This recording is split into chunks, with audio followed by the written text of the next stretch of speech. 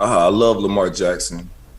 Lamar Jackson is one of my favorite athletes, and since I've been watching sports, I'm a sports fan. So I was watching Lamar when he played Clemson, my alumni, and I was like, "Who is this kid?" So I've been a fan of Lamar for a long time. So obviously he's one of the greats, and I would be lying to sit here and say, it wouldn't be an honor one day, if my career allows me to play that long, to play with a great guy and a great quarterback like Lamar. And that day is today. Let's go. DeAndre Hopkins is a Baltimore Raven. He just signed a 1-year, $5 million deal worth up to $6 million. But that's a steal. I think he immediately becomes our wide receiver 3 and isn't really going to be an every down receiver for us, but is going to be that X receiver, man, that we've been looking for. We just heard Eric DeCosta talk about needing to find and how hard it is to find an X receiver, a true X. Getting guys outside. So we drafted Hollywood, we drafted Zay, we drafted Bate. We've allocated a lot of resources. We don't have that. The one piece we probably have missed on is that big X presence. We've never really had that. We've tried to find that guy. That guy doesn't go on trees, right? Yeah. They're hard to find those Right. kind of guys, right? Now you have one. I know he's older. This isn't prime DeAndre Hopkins, but this is kind of what we needed in this offense, at least from a receiver standpoint. Not only are you adding depth to the receiving core, you're adding a weapon. This guy is going to make contested catches. Even if he lost a little bit of speed or elusiveness, he still has great hands and an insane catch radius. So even when covered, he's a jump ball guy in the red zone. He's a contested catch to move the chains on third down when we need a crucial third down and nobody happens to be open that play. Throw it to DeAndre still. We don't have to force it to Mark Andrews or Isaiah Likely because they were kind of the guys that we would throw to if we needed a contested catch while covered or a jump ball in the red zone. And now you add a DeAndre Hopkins, which adds a whole nother dynamic, and I know he's been wanting to play with Lamar. I know Lamar's been wanting to play with him. This is that guy. And to get him for $5 million or $6 million, even if he ends up hitting the incentives, is a steal. You see these receiver contracts out there. I know this isn't prime DeAndre. I know this, but 1 year, $6 million? Yes, man. Yes. That's our wide receiver 3. This is an amazing deal. This is a genius move for the Ravens, and I'm so happy that we did this. I'm so happy this signing went through. I think this definitely eliminates probably adding a Cooper Kupp or any other veteran receiver for that matter. I at this point, I would just see us either drafting some more receivers or re-signing a Tylen or mixture of both.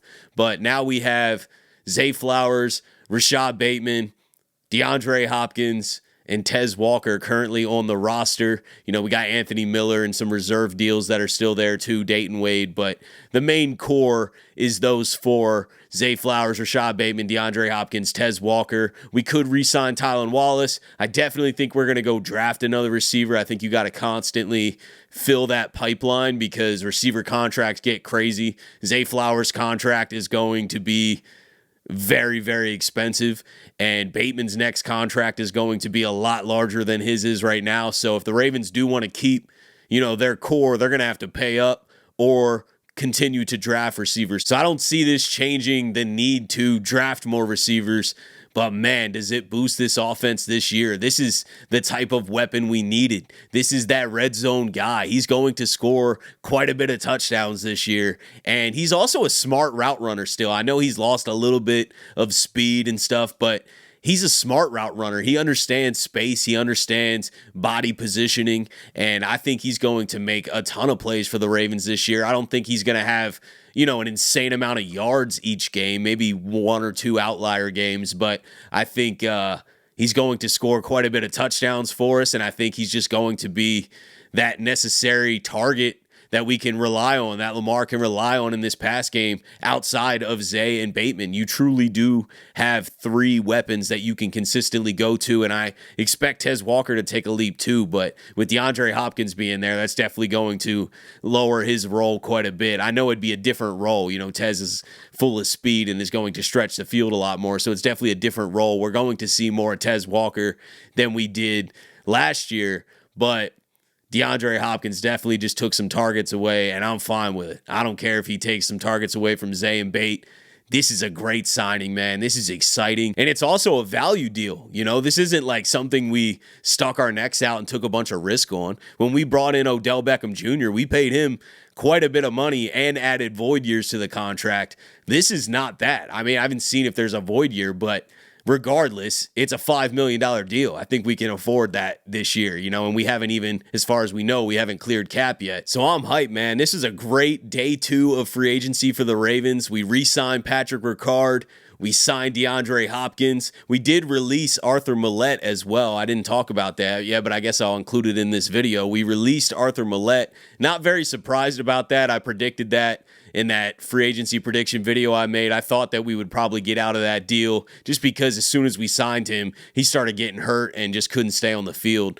And he provided us a lot of value 2 years ago, but last season just didn't work out. So wishing Arthur Maulet the best, and, you know, hopefully he can find another opportunity out there, but it won't be with us. And even though we lost some depth yesterday in free agency, the Ravens are already making some moves. They're not done either. There's still some of our own guys that we're going to bring back. Our Darius Washington, in my opinion, is definitely coming back. And then we'll see what happens with your Christian Welches or Tylan Wallace or whoever else they want to bring back out of that group. I also think the Ravens aren't done adding some value vets. This is a value deal. This DeAndre Hopkins deal is not expensive. There's really no risk. There's no risk in this. It's a 1-year, $5 million deal. If he balls out, it becomes $6 million. I'm completely fine with that. Bateman's making like $6 million a year. I mean, the Ravens are value hunting, and Eric DeCosta is cooking already. I'm telling you, I think there's more to come. The Ravens didn't do those void years on Ronnie Stanley's deal for no reason. I think that they are going to make sure that smartly, I don't think they're going to go sit there and overpay for anybody, but I think that they're going to make sure that this is the best Ravens roster that has ever been assembled, and we're not too far from it. Outside of adding some depth, we got 11 draft picks coming. Oh, by the way, they announced our comp picks officially, so I guess I'll talk about that as well. The Ravens were awarded a 4th round, 5th round, and 2 6th round comp picks. You can only have a max of 4, but that leaves us with our normal picks for the first 3 rounds. We're going to be picking at 27, 59, and 91, and then in the 4th round, we have 2 4th rounders at 129 and 136, and then in the 5th round, we have the 176 pick. The 6th round, we have 4 picks, 183, 203, 210, 212, and then we have 1 7th round pick at 243. So the Ravens maximize their comp picks again. No surprise there. They lead the NFL in comp picks year after year. I think the Cowboys are second, but the Ravens are number 1 in comp picks, and we maxed them out again. So we didn't get a 3rd rounder, but we got a 4th, 5th, and 2 6th.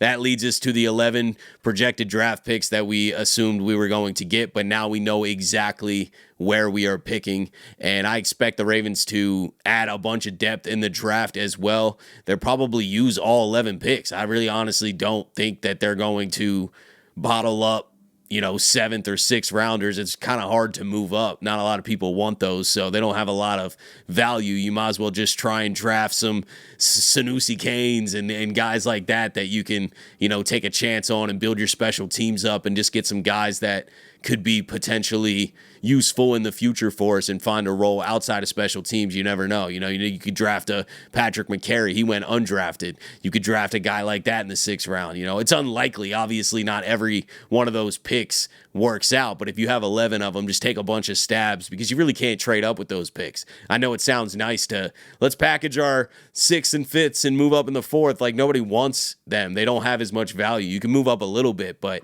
you can't jump a whole round usually with 6 rounders. So I think the Ravens are probably just going to take a bunch of stabs and really build out this roster in the draft.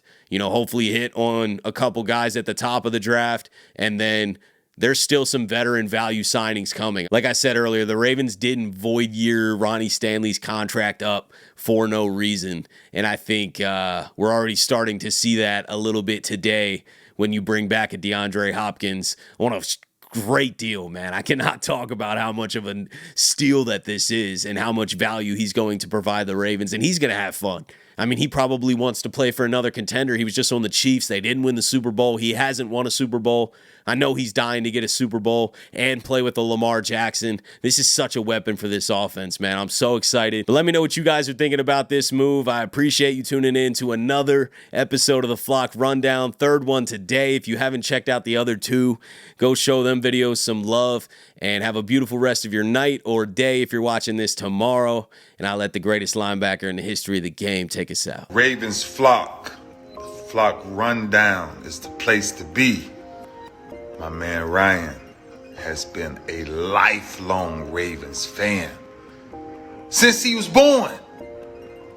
The Flock Rundown. Nothing gets better than waking up and wondering how high we can fly. Tune in. Motionless brainwaves attempt to swim their way to sense, can't tame the untamed.